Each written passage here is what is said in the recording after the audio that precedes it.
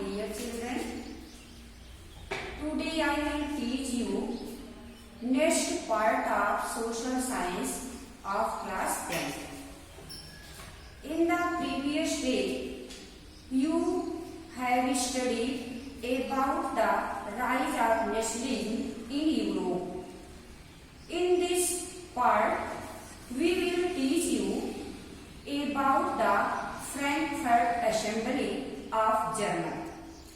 बच्चों, पहले तुम लोगों ने पढ़ा यूरोप में राष्ट्रवाद का उदय, 1779 में फ्रांस की क्रांति, फ्रेंच रिवॉल्यूशन, 1799 में नेपोलियन बोनापार्ट का शासनकाल, 1804 में नेपोलियन कोड और 1815 में वाटरलू का युद्ध यानी द वार ऑफ वाटरलू, जिसमें नेपोलियन पराजित हुआ। अब इसके बाद उसमें आगे कहा है कि जब नेपोलियन पराजित हो गया तो वहां पे समस्या खड़ी हुई कि कैसे कौन सा शासन बने। पहले तो मोनार्ची था, बीच में डेमोक्रेसी आया, उसके बाद फिर मोनार्ची आया नेपोलियन के शासनकाल में, और फिर इसके बाद लोगों ने सोचा कि इस राष्ट्र में, इस देश में कौन सा शासन किया जाए, कौन सा शासन बनाया जाए। इस चीज को ध्यान में रखते हुए यूरोप के लोगों में यह एक तरह से जागरण हुआ कि वह अपने हित के बारे में सोचने लगे और यह सोचने लगे कि अब हम किस प्रकार का शासक अपना चुने जो कि हमारे हितों के बारे में सोचे। अब तक आप लोगों ने पढ़ा कि यूरोप में सोसाइटी दो वर्गों में विभाजित थी, एक था अरिस्टोक्रेसी और दूसरा पीजेंटरी था। अरिस्टोक्रेसी जो बहुत संपत्ति वाले होते थे, धन संपत्ति वाले होते थे, लैंडलॉर्ड्स होते थे, यानी जिसको उच्च वर्ग कहा गया, और जो पीजेंट्री क्लास था यानी निम्न वर्ग जिसको कहा जाता था, उसमें बहुत ज्यादा गरीब लोग रहते थे जो कि हमेशा अरिस्टोक्रेसी वर्ग के द्वारा प्रताड़ित किए जाते थे। इसी बीच इंडस्ट्रियलाइजेशन की वजह से तीसरा वर्ग सामने आया जो कि मिडिल वर्ग कहा गया, यानी मिडिल क्लास कहा गया। इस मिडिल वर्ग में एजुकेटेड पीपल सम्मिलित थे, जैसे डॉक्टर थे, इंजीनियर थे, क्लर्क्स थे, टीचर्स थे और इंडस्ट्रिस्ट थे। ये लोग पढ़े लिखे थे और इसलिए इन लोगों में समझने की, सोचने की क्षमता थी। तो उन्होंने ये सोचा कि अब इस देश में मोनार्ची का शासन नहीं होगा, अब ऐसा शासन होगा जो कि सबके लिए समान अवसर दे, समान अधिकार दे, चांस दे और सबको समान राइट दे और फ्रीडम दे। अब इस प्रकार की सरकार बनेगी। और इस चीज को ध्यान में रखते हुए उन्होंने एक चीज और कहा कि अब यहाँ पे पार्लियामेंट्री इलेक्शन के द्वारा सरकार बनेगी, लेकिन साथ ही में मोनार्ची सिस्टम भी होगा जो कि क्या करेगा, वह पार्लियामेंट के आदेशानुसार उसके अधीन होकर के और जो मोनार्ची रहेगा वो कार्य करेगा। और इसी बीच में वहां पे एक मेजानी पॉलिटिशियन थे और वह रिवोल्यूशनरी थे जिन्होंने यंग इटली का निर्माण किया। और इसके बाद क्या किया गया कि जो कि पूरी तरह से जो मेजानी थे वह पूरी तरह से जो है मोनार्ची सिस्टम के विपरीत थे, लेकिन उसी समाज में कुछ वर्ग ऐसे भी थे जो कि कंजर्वेटिव्स थे, यानी जो कि अपनी कल्चर और अपनी ट्रेडिशन को छोड़ना नहीं चाहते थे। और इसी चीज अब ये हुआ कि अब किस प्रकार का राष्ट्र बनाया जाए उसकी परिकल्पना की गई, यानी नेशन स्टेट बनाने की परिकल्पना की गई। और इसके बाद क्या हुआ कि जो है इलेक्शन हुआ 1948 में, जिनमें जो है जर्मन वासियों ने सर्व जर्मन असेंबली के पक्ष में वोट दिया, यानी ऑल जर्मन असेंबली के पक्ष में वोट दिया।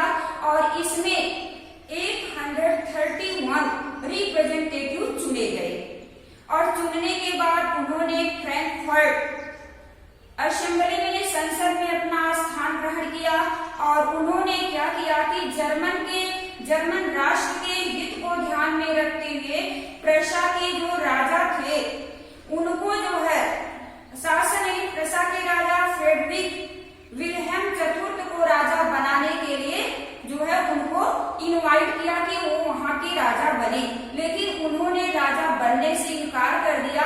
क्यों? और उन्होंने एक कार्य और किया कि जो इसके अपोज में थे, इस फ्रैंकफर्ट असेंबली के जो अपोज में थे उनको भड़काना शुरू कर दिया। अंत में इसका परिणाम क्या हुआ कि जो निर्वाचित सदस्य थे उस सभा के वह कमजोर पड़ने लगे और जो है अंत में क्या हुआ, प्रशा के सैनिक आए और उन्होंने इस फ्रैंकफर्ट असेंबली को जो है कुचल दिया, यानी इस फ्रैंकफर्ट असेंबली के क्रांतिकारियों को कुचल दिया और इस प्रकार से इस संसद का अंत हो गया। अब बच्चों आज हम तुम लोगों को बताएंगे कि the rise of nationalism in Europe के कुछ महत्वपूर्ण इंपॉर्टेंट इवेंट्स हैं और उनके डेट्स, उनके ईयर्स दिए गए हैं, उनके बारे में तुम लोगों को बताएंगे और वही होमवर्क मिलेंगे। पहला है कि फ्रेंच रिवॉल्यूशन, फ्रांसीसी क्रांति कब घटित हुई थी, यानी कब ऑक्टोबर हुई थी? 1789 में, याद रखोगे। और अगला है the rule of Napoleon Bonaparte, यानी नेपोलियन बोनापार्ट का शासनकाल कब आया था? इसका है 1799 में। फिर इसके बाद है नेपोलियनिक कोड वर्ड इंट्रोड्यूस्ड, यानी 1804 में नेपोलियनिक कोड इंट्रोड्यूस किया गया, जिसके बारे में तुम लोग पहले जान चुके हो कि नेपोलियनिक कोड जो था नेपोलियन बोनापार्ट के द्वारा इंट्रोड्यूस किया गया था 1804 में। और इसमें बहुत सारा इस कोड के द्वारा सुधार भी हुआ और बहुत सारी इसमें कमियां भी थी। इसके बाद है द वॉर ऑफ वाटरलू 1815 में। यह जो युद्ध था वाटरलू का, यह 1815 में लड़ा गया और इसमें इस युद्ध में नेपोलियन की पराजय हुई और इसके अपोज में, नेपोलियन के अपोज में जो राष्ट्र थे, जो नेशन थे, वह था प्रूसिया था, ऑस्ट्रिया था, ब्रिटेन था और जर्मनी था। इतने देशों ने क्या किया कि इसके अपोज में रह करके जो है युद्ध लड़े और अंत में नेपोलियन की हार हुई। फिर अगला है ग्रीक स्ट्रगल फॉर इंडिपेंडेंस, यानी ग्रीक के लिए, ग्रीक की स्वतंत्रता के लिए संघर्ष हुआ 1821 में। फिर है मेसेनी इस्टेब्लिश्ड इन इटली, जैसा कि तुम लोग जान चुके हो कि जो है इटली के एक पॉलिटिशियन थे, रिवोल्यूशनरी थे, जो कि पूरी तरह से मोनार्ची के अपोज में थे। उनको मोनार्ची बिल्कुल पसंद नहीं थी। वो ये सोचते थे कि लोग, समाज के जितने भी लोग हैं वह पूरी तरह से स्वतंत्र रहे, उनको समान हक मिले और वह अपने को जो है किसी के द्वारा ये ना सोचे कि वो अपने आप को दमित महसूस करे। फिर इसके बाद क्या हुआ कि जॉर्डेनियन और कस्टम यूनियन वाज फाउंड 1834, यानी एक कस्टम यूनियन था जो कि नेपोलियन के समय में जो कर लगा दिए गए थे, यानी जो ये होता था कि कोई चीज कहीं पे उसका यानी ड्यूटी कर तरह से था, वह जो लगा था उसको दूर करने के लिए जो है यह यूनियन, कस्टम यूनियन का रूप दिया गया इसमें 1834 में। नेशनलिज्म इन यूरोप, यानी यूरोप में राष्ट्रवाद का उदय कब हुआ?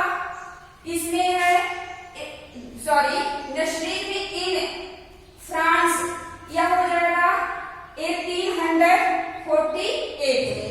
फिर इसके बाद है यूनिफिकेशन ऑफ इटली 1870 में, यानी 1870 ईस्वी में जो है इसका इटली का एकीकरण किया गया और 1871 में यूनिफिकेशन ऑफ जर्मनी, जर्मनी का एकीकरण हुआ। 1871 से लेकर के 1914 तक नेशनलिज्म एमंग बाल्कन, यानी बाल्कन में राष्ट्रवाद का उदय हुआ और और इस प्रकार से जो है यह टाइमलाइन जो दी गई है बाबू, उसको तुम लोग याद कर लोगे अपने होमवर्क में और इसको कहीं पे नोट कर लेना। बस आज इतना ही। अब अगला इसका भाग जिसमें जर्मनी का यूनिफिकेशन और इटली का यूनिफिकेशन लेकर के फिर उपस्थित होंगे। तब तक के लिए तुम लोग घर पे रहना।